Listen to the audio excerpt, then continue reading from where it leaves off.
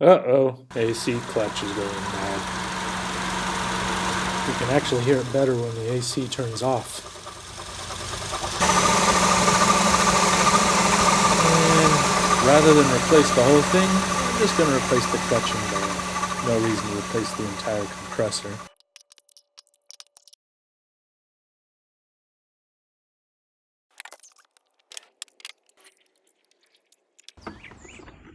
This one, I don't necessarily need to.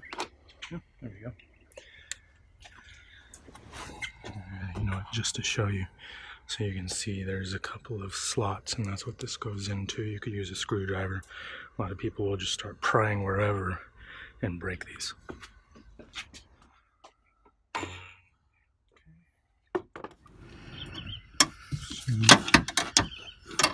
Yeah.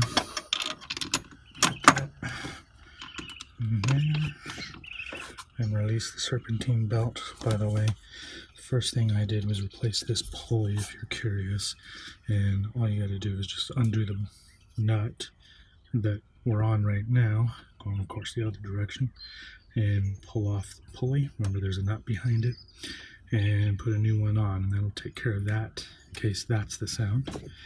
This is a brand new belt.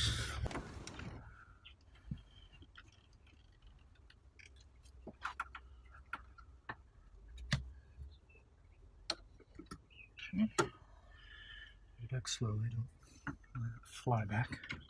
You damage the pulley and God knows what else. Okay.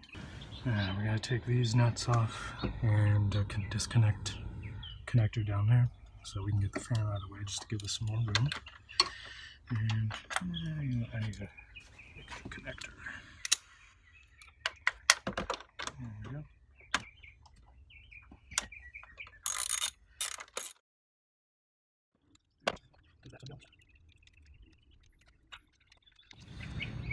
Alright, so next step is disconnecting this from this, and the easiest way is to get this on top of the clamp there, squeeze it down, and then come under with a little stubby screwdriver and work it up.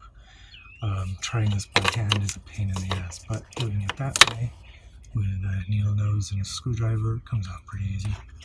Somehow I forgot to film removing the fan, but I figure if you can't figure that part out, you should probably call a professional. These are 12s.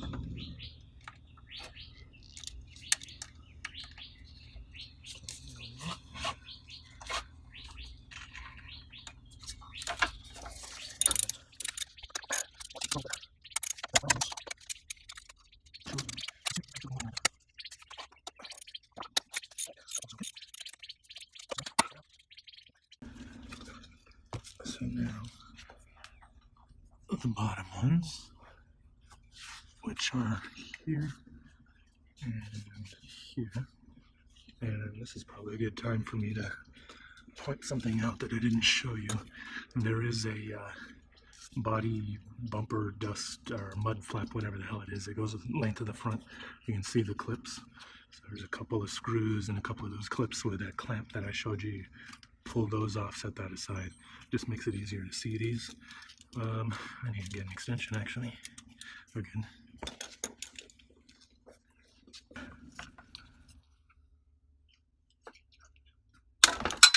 Ouch.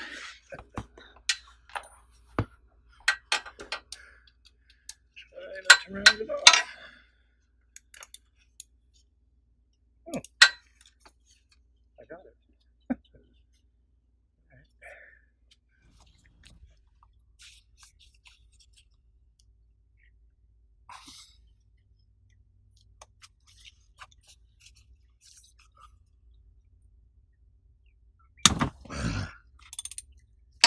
Jesus.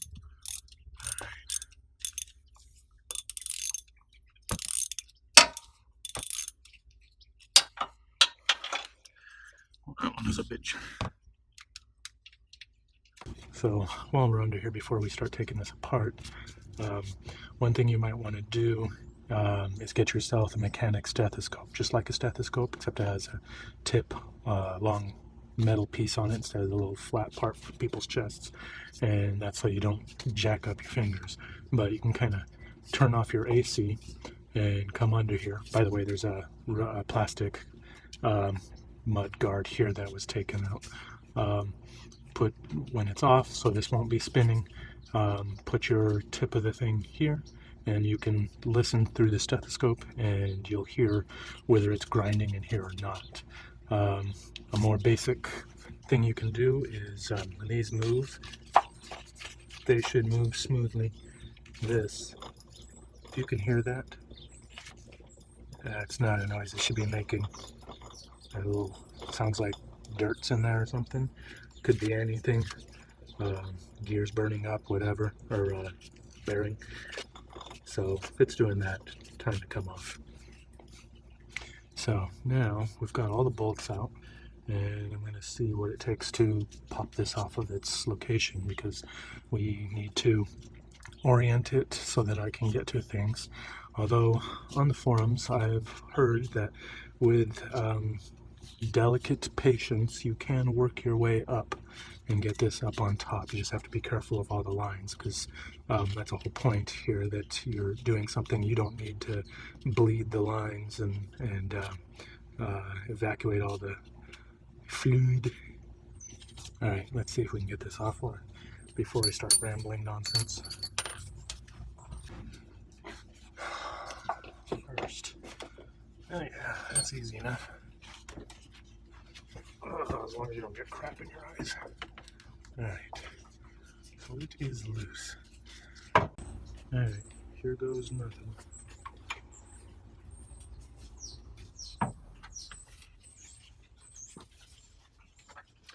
So this end, the driver's side of this thing, is what would need to come up first.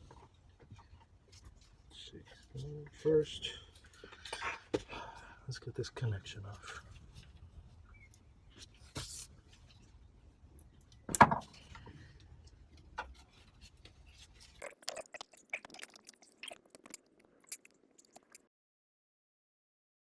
This hose. I'll rest this here for a second because I want to disconnect a hose clamp over here so that this has some room to go. I don't know if it's necessary, but I'm loosening this bolt so I can move that.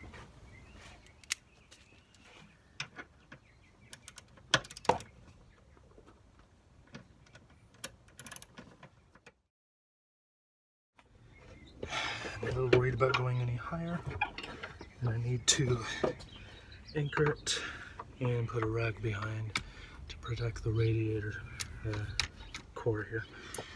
But there you go. In fact, here's another angle. So that's where I've gotten to, if I can anchor it. Alright, so we've got this anchored here, and now we're going to use this tool. This is Robinair 10204. There's a couple of different companies that make these. You can get them at the store. I will say, hey Robinair, seriously, you couldn't spring for the extra ½ inch of rubber for this handle? Just gotta get that set so it's against the other triangle so everything's held in place. And we've got, here's your 14mm.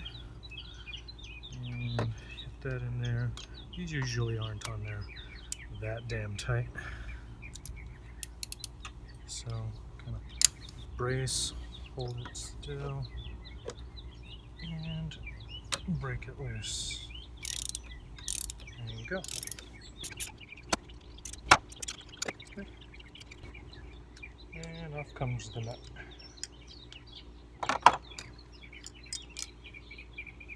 There. Set that guy aside, and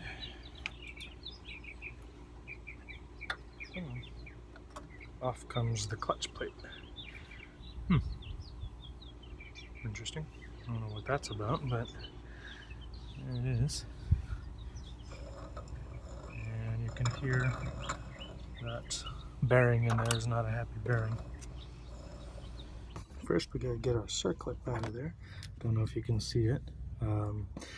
Probably should touch on this for a second. These are, you know, these interchangeable, change the ends and reversible, etc. They're kind of cool, but they only go so far.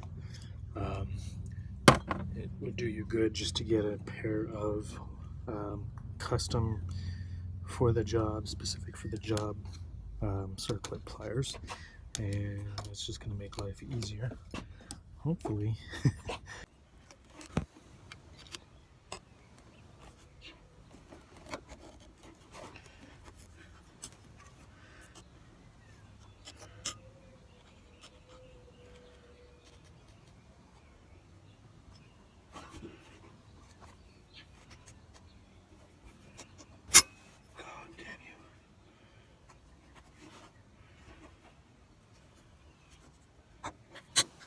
Got you.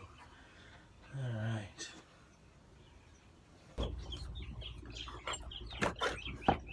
So I've got the body. Oh, I guess I should talk about this a little bit more. You can probably get just rent all of these at AutoZone or something like that. Probably about 40 bucks, but the funny thing is if you go online you'll find it's the same price just to buy the damn thing. But what I've got here is, I think the one that they have at AutoZone is OEM Parts brand, and this is not, this is I think it's a mix match, a Master Cool and another company. It's a GM puller. So you can kind of see how this goes, and depending on which part you get, if you rent the one at AutoZone, there's a chance these jaws might not fit around your pulley, right? These look like they're just fine, but check that. And there's another part that you can get. You'll find on the forums maybe that someone's mentioned certain part number from AutoZone. Looks like this is it. OEM Parts 27008. I regret to inform you, it doesn't look like AutoZone has those anymore, or at least not anywhere you can spot them. But I think 17 bucks. I got these just off of Amazon. Came the next day. So there you go. In case you need them, there's the other jaws right there. Now, I'm going to pull this off. Thing is, I don't think I have the right tool, because this fits over there to protect the end, and it doesn't look like it's going in the right spot.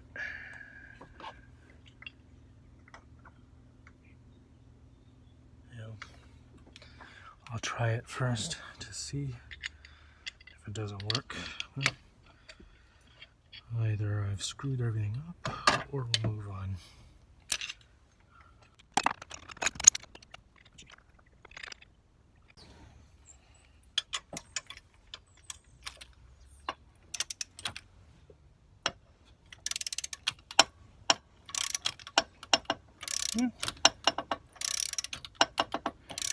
And now it comes off pretty easy.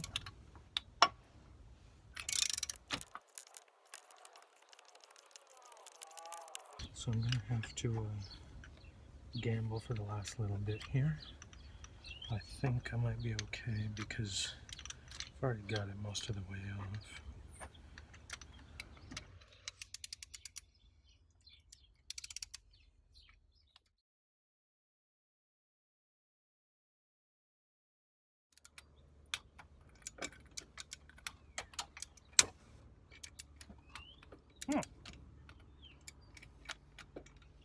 What's going on there?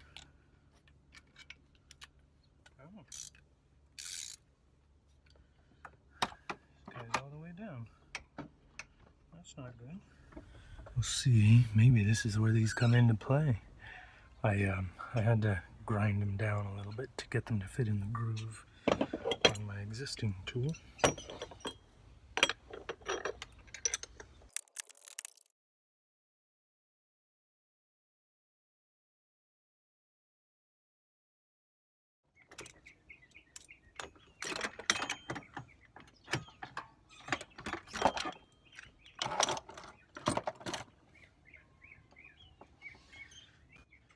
see if I got a good anchor point here. Oh. Well, I was almost there. Wow. Yeah. That's the old one.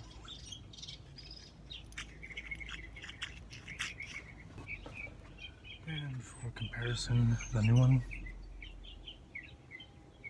Silent. Silent is good. Of course, if you're doing this all the way, the coil would be the next thing that you pull off. And I believe there might even be a special tool for that. But I'm gambling. Let's hope I don't regret that later. My coil is fine. My bearing was the issue. So this is the new one. And we're going to start pressing this back on. And let's see what this does.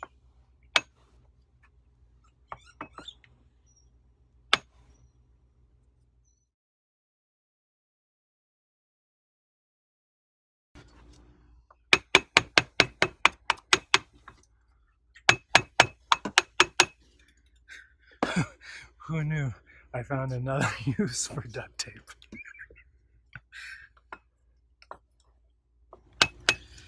Alright, so we've got it on there, nice and smooth, and it's hard to see in there.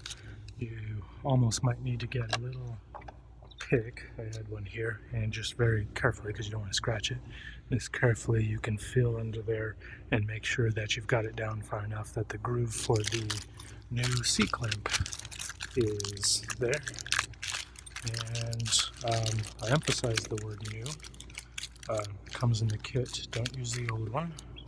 These are one-time use deal. Yes, again, we're going to see if we can't put this C-clamp back in. Stretch them out. Make sure it doesn't fly. I might need a pair of, let's see. Maybe a screwdriver's better, but we'll see if I can do it with this. Yep.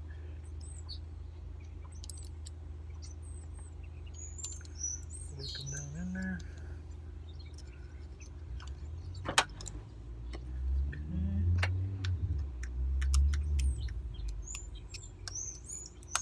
And you'll hear them kind of snap down all the way around. And alright. C-clamps in.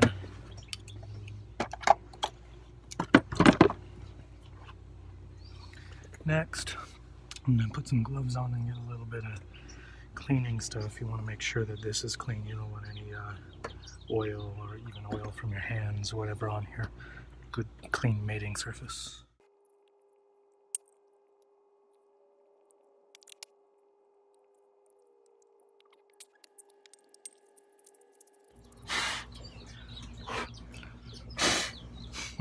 Maybe shop towels were a bad idea.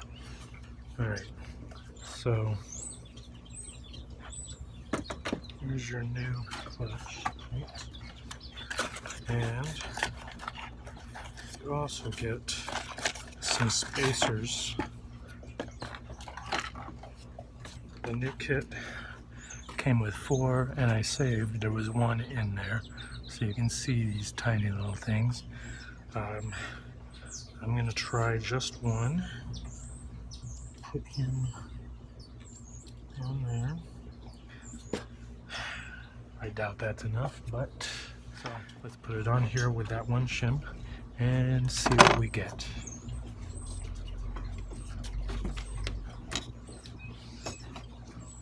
Line a lot of the way here.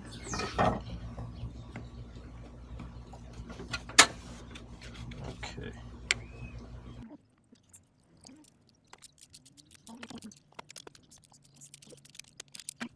Alright, so in the Acura repair manual, 1,000 pages long, literally, couldn't find where the specs were, so lucky for me, there was a manual for the actual compressor itself. The company, it's Sandon. It's the TRSE09 compressor, and the torque specs on this fixing nut here is 13 pounds. So we're going to tighten this down to 13 pounds. Oops, and I have this. Okay. And then we're going to take our feeler gauge measurement. There we go.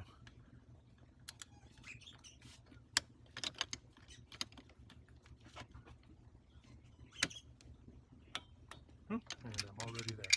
Nice. So, feeler gauge. There's the feeler gauge. Now, for these, the maximum is 0.65 millimeters, and the minimum is 0.35 millimeters. I happen to have, there's 0.63, so if we go over that gap, then we need to rejigger our shims. Let's see where oh man, I should have pulled this out so you didn't have to watch me fuddling around, huh? There's 0.3. 0.33, there we go, 0.356. Alright, so those are the two we need. Let's see what we've got. So this is 0.35, this should fit. And just barely, that's good. And same underneath. Okay. Check here. So I suspect this one won't fit.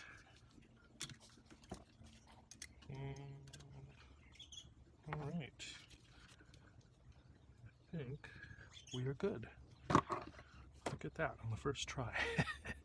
So that was with one shim.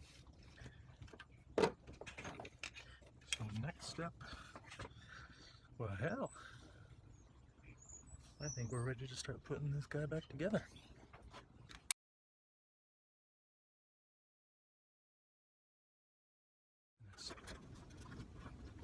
Alright, one little discovery is you're going to want to put the bolts in on the top before the bottom. There's a little lip that this has to kind of sit over to get there, and it won't align right if we do the bottom bolts. So, okay, got one now.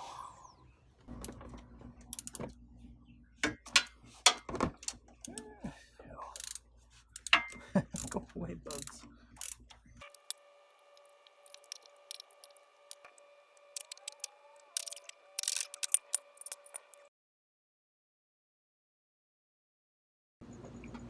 Closing thought. This is not something you want to let go for very long. If that bearing locks up or anything in there, potential for the pulley to lock up as well, burn up the belt, break the belt, and basically turn the space under your hood into a blender with all kinds of pricey plastic in there breaking up. God knows what else. Alright, I guess I survived another repair.